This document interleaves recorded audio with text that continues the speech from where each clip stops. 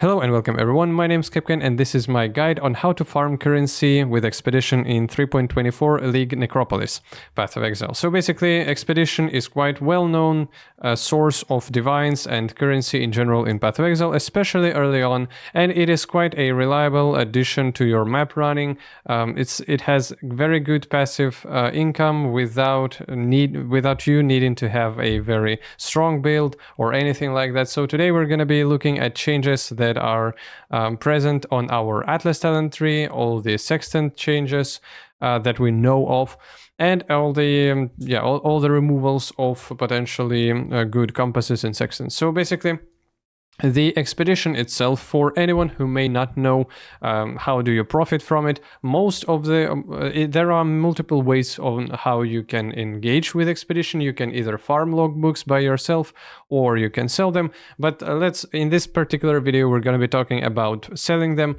So expedition in general is a league mechanic that you can quite easily get on your map. You're gonna spawn additional mobs. They are gonna drop some specific currency that is expedition only. That costs pretty good amount on PoE Ninja, as you can see here. It's mostly exotic coinage and burial medallions that you're gonna be after. And this, you can sell them, you can use them. There are multiple ways on how you can approach this, but for some extent it's going to be wise using them. And then whenever you do have more of them than you need, you are just selling all the overhead. And then we are getting from all those mobs with pretty low chance of drop rate.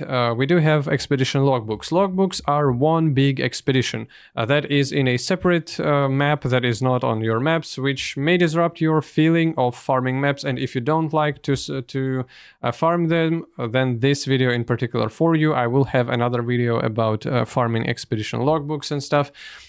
So this league mechanic is very generous. Even on lower tier maps, you can start farming some additional currency while you're dropping some additional exotic coinage or burial medallions.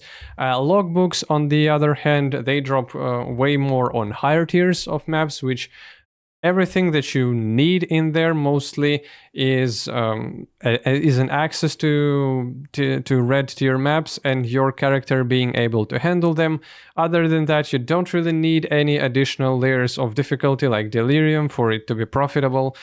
It's just so easy and straightforward. You need to be in higher tier maps, and then logbooks are gonna reign, and you can sell them for quite a high amounts of currency. So as you can see here, it's the end of the league about the coinages and medallions, and they cost 4Ks. Regularly they cost something closer to 4 and 3 at league starts, especially. Scrap metal you can sell as well, because you're gonna drop more of them, not only these two types. Astragalis are quite worthless. And then expedition logbooks, they do come in different types, and if you have expedition logbooks of Knights of the Sun or Black Scythe mercenaries, Knights of the Sun are the most rare and the most the most costly ones. These are gonna sell something closer to either 25 to 30k each. Then 2-gen ones, Black Scythe mercenaries, are quite often going for 20k, 25. It depends on levels of the.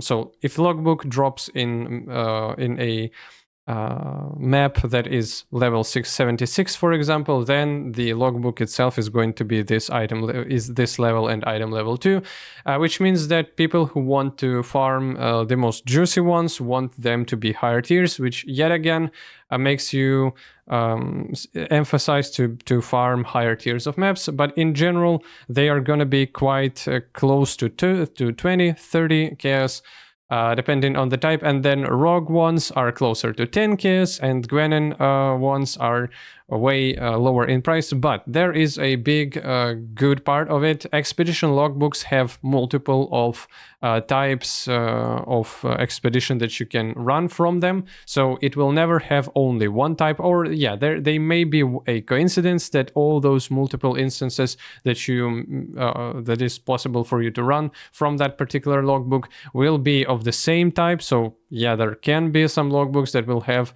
multiple of Druids of the Broken Circle, for example, but most likely they will have at least some of the better ones, and then maybe from time to time you're gonna be unlucky with Rogue and Gwenons, but they are dropping quite often, especially on higher tiers maps. And if you do have good item quantity on those maps, it shouldn't be on your character specifically, but in general, if you're juicing your maps with just alchemies and with chisels, and you are invested in your atlas with your atlas, maybe you're sprinkling them with some additional cheap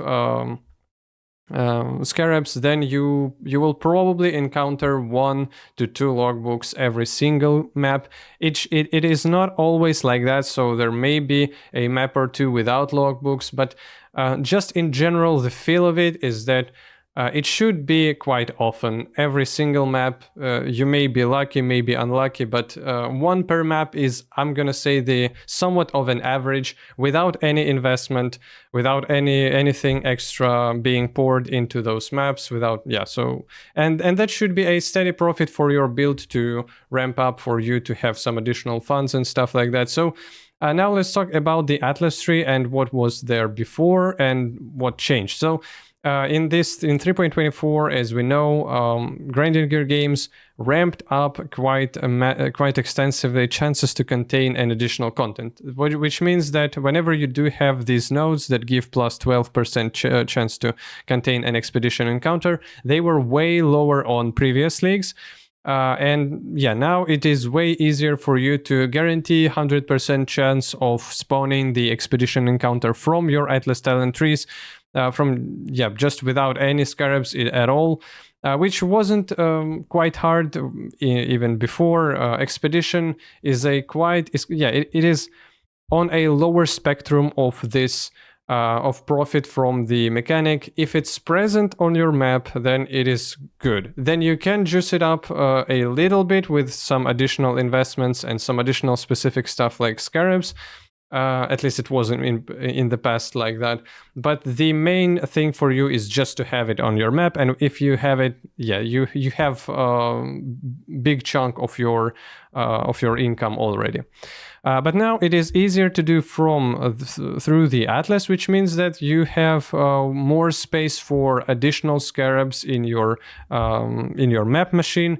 You may not want to use scarabs and use some additional ones that give you either additional rewards for expedition itself, or maybe for some other mechanics that you're gonna pair up with expedition. So it's easier to spawn it from the talent tree. These are the changes to the Atlas tree, basically, and these are the changes for every single mechanic that you can have a chance to spawn. If you want to spawn them from your talent tree and you don't want to use a scarab to spawn expedition, if there is going to be one, which there should be one even with the rework, then you're going for this talent pack. You're 100% taking these talents. They give you additional range of placing explosives, additional radius of those explosives in general, chance for additional just in general additional remnants, additional suffixes on them. And then you are for sure going to spec into scratching up in the ground and a noble quest. So as we've already talked, we do have 4 different vendors in expedition mechanic. Gwenon and Rogue are being a bit cheaper ones, especially Gwenon, and then 2gen with Denig being the good ones that provide you steady currency income.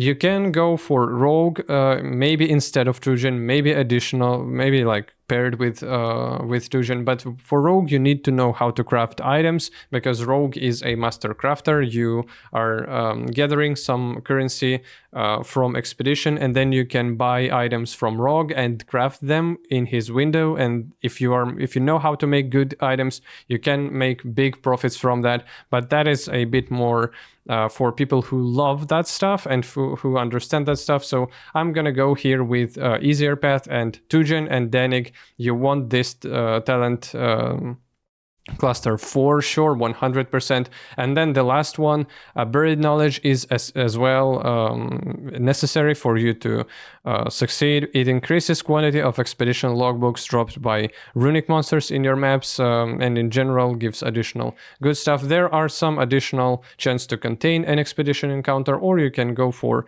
less talent invested and just get some additional increased quantity of artifacts if you're spawning them otherwise.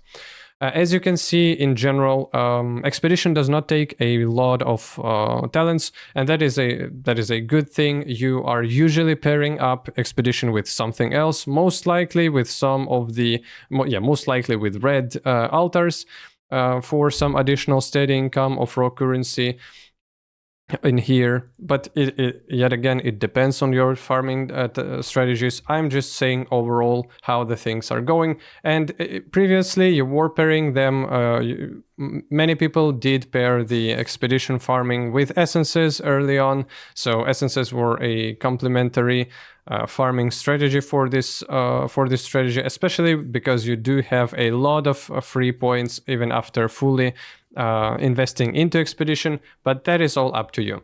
Now we've talked about the types of guys that we can have. What do you need to sell? Those logbooks, and about the coins that you're getting. And now we're talking about the Scarabs. So what were the changes with Scarabs and Sextants in 3.24 for anyone, yet again, who don't know? The Sextants were removed and compasses were removed, so you cannot really use them anymore, and some parts of its functionality were transferred to Scarabs, which is an easier in terms of interface mechanic for you to easily use it and not constantly needing to update and upgrade your compasses and going into your Atlas UI. So we still don't know what exactly will all Scarabs for Expedition do. So I encourage you quite highly in order to investigate them and to know either they are good or not. And depending on their price, you can spec into them and you will have higher returns. But it always this ratio between how much you're spending and how much you're getting from them. So that is mostly it. So one of the best sextants that was available for expedition was increases to runic monsters. I'm not sure if there is going to be an expedition scarab that is tied to that in particular, but if it will be, and if it will be reasonably priced, then you want to have that with your farming strategy. Otherwise, that's it. That's mostly it. This farming is very easy to do. It is reliable on league starts. Everyone is buying logbooks. They have pretty high chance to spawn in your maps, and they have pretty high prices.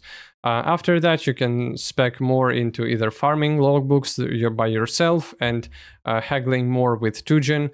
And yes, in general, how your vendors work, all the artifacts that you're going to be getting from them, they are not tradable. And most of them are going to be either Danig related, where you can shop for additional coins and for additional currency, for additional expedition specific currency that you're going to sell, or you can even find some logbooks that he's selling. And with Tujen, you are just interacting with that vendor, haggling with him for additional raw currency. He sells currency essences, sometimes maps, all that small things that people are buying, and you will have a lot of those artifacts even if you're not farming logbooks yourself. If you want to spec into that, then you will interact with Tujen way more, and your most of your profits are going to come from him. But there are more additional specific strategies on how to farm him.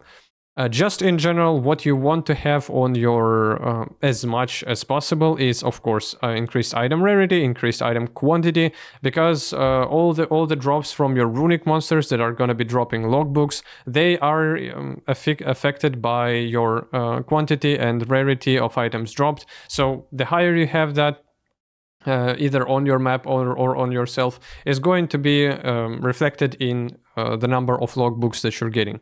So yeah, thanks for watching. Hope you're having a good league start. Bye.